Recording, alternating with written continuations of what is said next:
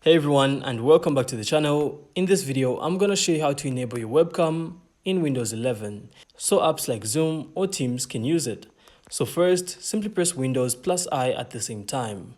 This is then going to open Settings. From here, you can then go to Privacy and Security.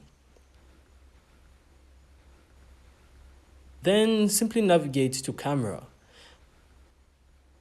So from here, you're going to have to make sure camera access is turned on and also turn on Let Apps Access Your Camera. And also make sure that the app that you want to use the webcam with, like Zoom or Teams, has permission enabled.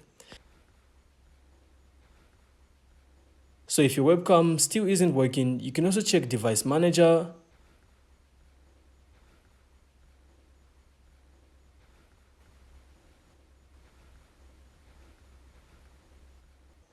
Then go to Cameras.